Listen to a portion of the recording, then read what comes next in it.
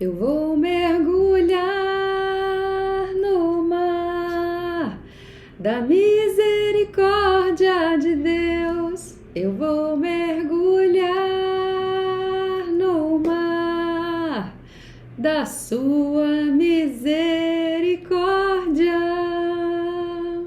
Não sei se você já teve a oportunidade de acompanhar o texto da misericórdia pelas irmãs do Instituto Hesed aqui no YouTube. Lá no canal delas, elas fazem todos os dias e elas cantam, adoram, é a coisa mais linda de acompanhar. Fica a dica. Bom, nós vamos continuar a leitura do Diário de Santa Faustina. Nós paramos no parágrafo 41. Antes de darmos sequência à leitura, eu te convido a um Pai Nosso. Pai nosso que estais nos céus, santificado seja o vosso nome. Venha a nós o vosso reino, seja feita a vossa vontade, assim na terra como no céu. O pão nosso de cada dia nos dai hoje, e perdoai as nossas ofensas, assim como nós perdoamos a quem nos tem ofendido. Não nos deixeis cair em tentação, mas livrai-nos do mal. Amém. Ave Maria, cheia de graça, o Senhor é convosco. Bendita sois vós entre as mulheres, e bendito é o fruto do vosso ventre, Jesus. Santa Maria, Mãe de Deus, roga a Deus por nós, pecadores, agora e na hora de nossa morte. Amém. Glória ao Pai, ao Filho e ao Espírito Santo, assim como era no princípio, agora e sempre, por todos os séculos dos séculos. Amém. Glorioso São José, modelo de todos os que se dedicam ao trabalho, obtende-me a graça de trabalhar com espírito de penitência para expiação dos meus numerosos pecados, de trabalhar com consciência, pondo o culto do dever acima de minhas inclinações, de trabalhar com recolhimento e alegria, olhando como uma honra empregar e desenvolver pelo trabalho os dons recebidos de Deus. De trabalhar com ordem, paz, moderação, paciência, sem nunca recuar perante o cansaço e as dificuldades. De trabalhar sobretudo com pureza de intenção e com desapego de mim mesma, pondo sempre diante dos olhos a morte e a conta de que deverei dar, do tempo perdido, dos talentos inutilizados, do bem omitido e da vancomplacência nos sucessos, tão funesta a obra de Deus. Tudo por Jesus, tudo por Maria, tudo a vossa imitação ao patriarca São José. Tal será a minha divisa na vida e na morte. Amém. Diário de Santa Faustina, página 41, parágrafo 41, perdão. Continuando. Uma outra vez, vi um dos servos de Deus em perigo de pecado mortal, que deveria correr dentro de momentos. Comecei a pedir a Deus que enviasse para mim todos os tormentos do inferno, todos os sofrimentos que quisesse, desde que assim livrasse e arrancasse esse sacerdote da ocasião de cometer o pecado. Jesus ouviu minha prece e imediatamente senti sob sua cabeça uma coroa de espinhos. Os espinhos dessa coroa perfuravam até o meu cérebro. Isso durou 3 horas e o servo de Deus ficou livre daquele pecado e Deus fortificou a sua alma com a sua graça especial. Parágrafo 42. Em determinado momento, no dia de Natal, comecei a sentir-me toda envolvida pela onipotente presença de Deus e novamente evitei interiormente o encontro com o Senhor. Pedi permissão à Madre Superiora para ir a Josefneck, a fim de visitar as irmãs. A Madre Superiora deu-nos a permissão e logo após o almoço começamos a preparar-nos. As irmãs me ajudaram no portão. Eu corri ainda à cela para pegar a capa e quando voltava da cela, passava perto da pequena capela. Vi na soleira Jesus, que me disse estas palavras: vai, mas eu tomo o teu coração. E de repente senti que não tinha mais o coração no meu peito. Mas como as irmãs chamaram a minha atenção porque não andava mais depressa, pois já se fazia tarde e imediatamente fui com elas. Contudo, uma grande angústia começou a atormentar-me. Uma estranha saudade apoderou-se de minha alma, mas ninguém sabia disso, apenas Deus sabia do que tinha ocorrido na minha alma. Quando ficamos um pouco em Josefneck, eu disse às irmãs, eu acho que é assim que se pronuncia a cidade, tá, gente? É Josefneck, mas está acho que em polonês, enfim. Quando ficamos um pouco em Joseph-Neck, eu disse às irmãs: vamos voltar para casa. As irmãs pediram para descansar um pouco mais, mas o meu espírito não podia ficar em paz. Eu me justificava dizendo que devíamos voltar antes de anoitecer e o caminho era bastante longo, e logo voltamos para casa. Quando a Madre Superiora nos encontrou no corredor, perguntou-me: as irmãs ainda não foram ou já voltaram? Respondi que já tínhamos voltado porque não queria chegar tarde. Troquei de roupa logo e fui à pequena capela. Logo que entrei, Jesus me disse: vai falar com a Madre Superiora e conta-lhe que voltaste não para estar em casa antes de anoitecer, mas porque te tirei o coração. O Jesus repreendendo ela na mentira. Embora isso me custasse muito, fui falar com a superiora e disse sinceramente o motivo por que voltei cedo e pedi perdão ao Senhor por tudo que não lhe agradava. Nesse instante, nosso Senhor inundou a minha alma com uma grande alegria. Compreendi que fora de Deus não existe contentamento em parte alguma. Parágrafo 43. Em determinado momento, vi duas irmãs que estavam prestes a entrar no inferno. Uma dor indizível oprimiu a minha alma e roguei a Deus por elas. E disse-me Jesus: vai falar com a Madre Superiora e contar-lhe que essas duas irmãs estão em ocasião de cometer um pecado grave. No dia seguinte, disse isso à Superiora. Uma delas já está em grande fervor e a outra em grande luta. Parágrafo 43. Em determinado momento, Jesus me disse: abandonarei esta casa, visto que nela há coisas que não me agradam. E a hóstia saiu do sacrário e pousou nas minhas mãos, e eu com alegria coloquei-as novamente no sacrário. Repetiu-se isso uma segunda vez, e eu fiz com ela a mesma coisa. Mas isso não se repetiu pela terceira vez.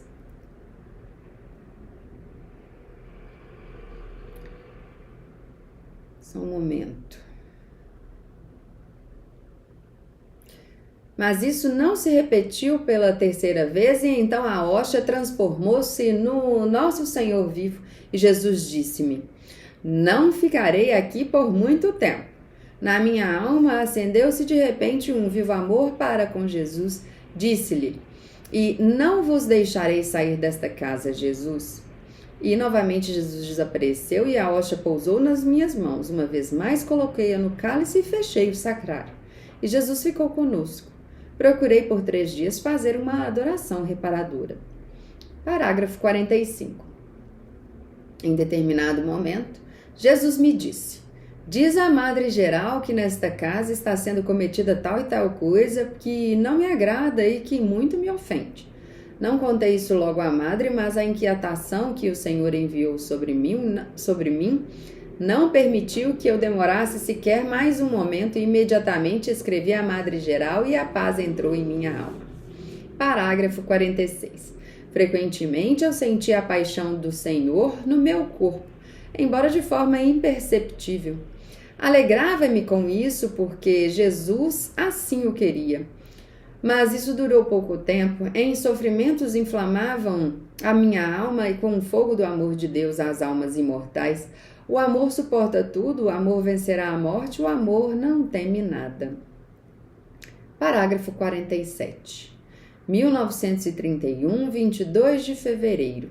À noite, quando me encontrava na minha cela, vi Nosso Senhor vestido de branco, uma das mãos erguida para a abençoar, enquanto a outra tocava-lhe a túnica sob o peito. Da túnica entreaberta sob o peito saíam 2 grandes raios, um vermelho e outro pálido. Em silêncio, eu contemplava ao Senhor.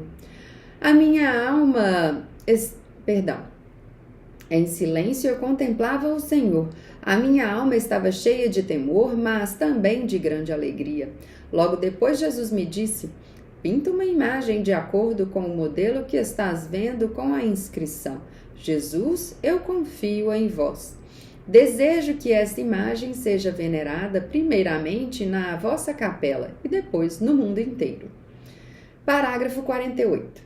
Prometo que a alma que venerar esta imagem não perecerá. Prometo também, já aqui na terra, a vitória sobre os inimigos, e especialmente na hora da morte. Eu mesmo a defenderei com minha própria glória. Parágrafo 49. Quando falei disso ao confessor, recebi esta resposta: isso diz respeito à tua alma, disse-me assim. Pinta a imagem de Deus na tua alma. Quando saí do confessionário, ouvi novamente estas palavras: minha imagem já está na tua alma. Eu desejo que haja a festa da misericórdia. Quero que esta imagem que pintarás com um pincel seja abençoada solenemente no primeiro domingo depois da Páscoa, e esse domingo deve ser a festa da misericórdia. Desejo que os sacerdotes anunciem essa minha grande misericórdia para com as almas pecadoras. Que o pecador não tenha medo de se aproximar de mim. Queimam-me as chamas da misericórdia. Quero derramá-las sobre as almas. Jesus queixou-se diante de mim com estas palavras: a falta de confiança das almas dilacera-me as entranhas. Dói-me ainda mais a desconfiança da alma escolhida. Apesar do meu amor inesgotável, não acreditam em mim, mesmo a minha morte não lhes é suficiente. Ai da alma que abusar deste amor. Esse foi o parágrafo 50. Iniciamos o 51. Quando falei disso à Madre Superiora do que Deus estava exigindo de mim, respondeu-me que, através de algum sinal, Jesus desse a conhecer mais claramente o que pretendia. Quando pedi ao Nosso Senhor algum sinal, uma prova de que verdadeiramente sois Deus e meu Senhor, e de que de vós procedem essas exigências, ouvi esta voz interior: darei a conhecer aos superiores por meio da graça que concederei através desta imagem. Parágrafo 52. Quando quis afastar-me dessas inspirações interiores, Deus disse-me que no dia do juízo exigirá de mim um grande número de almas. Parágrafo 53.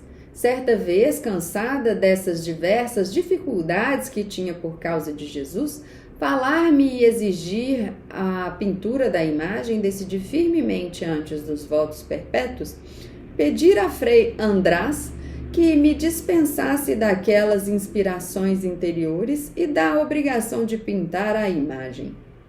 Depois de me ouvir em confissão, Frei András deu-me esta resposta: não dispenso a irmã de nada e a irmã não pode esquivar-se destas inspirações interiores, mas a irmã deve necessariamente relatar tudo ao confessor sem falta, porque de outra forma a irmã incorrerá em erro, apesar dessas grandes graças.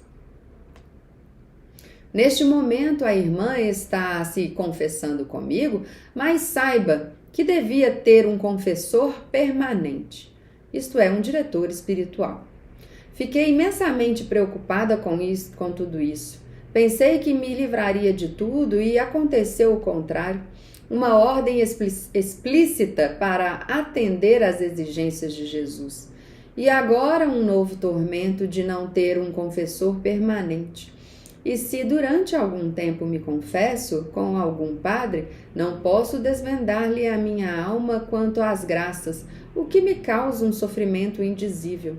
Pedi então a Jesus que concedesse essas graças a alguma outra pessoa, porque eu não sei aproveitá-las, apenas as desperdício. Jesus, tende misericórdia de mim, não me confieis coisas tão grandes, bem vedes que sou pozinho incompetente. Contudo, a bondade de Jesus é infinita, e ele prometeu-me ajuda visível na terra e a recebi em breve. Contudo, a bondade de Jesus é infinita e ele prometeu-me ajuda visível na terra e a recebi em Vilnius. Reconheci no padre essa ajuda de Deus. Antes de chegar a Vilnius, conheci por uma visão interior. Certo dia, vi-o na nossa capela entre o altar e o confessionário. Então ouvi uma voz na minha alma: eis a tua ajuda visível na terra, ele te ajudará a cumprir a minha vontade na terra. Esse foi o parágrafo 53 e iniciamos o 54. Certa vez, cansada de tantas incertezas, perguntei a Jesus: Jesus, vós sois realmente o meu Deus ou algum fantasma? É que, segundo me dizem as superioras, existem ilusões e fantasmas de diversos tipos. Se sois o meu Senhor, peço que me abençoeis. Então Jesus fez um grande sinal da cruz sobre mim e eu me persignei. Quando pedi perdão a Jesus por esta pergunta, ele me respondeu que com essa pergunta não lhe causava nenhum dissabor e que lhe agradava muito a minha confiança. Conselho espiritual que me foi dado por Frei András. Primeiro, a irmã não pode afastar-se dessas inspirações interiores, mas deve sempre contar tudo ao confessor. Se a irmã reconhecer que essas inspirações interiores se relacionam com a sua alma, isto é, são de proveito para ela ou ainda para outras almas, peço-lhe que obedeça a elas e não as despreze, mas sempre entendendo-se com o seu confessor. Segundo, se essas inspirações não estiverem de acordo com a fé e com o espírito da igreja, devem ser imediatamente afastadas, porque são do espírito maligno. Terceiro, se essas inspirações não se reportarem às almas em geral, nem especialmente ao bem delas, a irmã não se preocupe muito e nem lhes dê qualquer atenção. Contudo, a irmã não se guie nisso por si mesma, porque de uma forma ou de outra pode incorrer em erro apesar dessas grandes graças divinas. Humildade, humildade e sempre humildade, porque por nós mesmos nada podemos. Tudo isso é apenas graça de Deus. Tu me dizes que Deus exige uma grande confiança das almas, por isso demonstra esta confiança tu primeiro.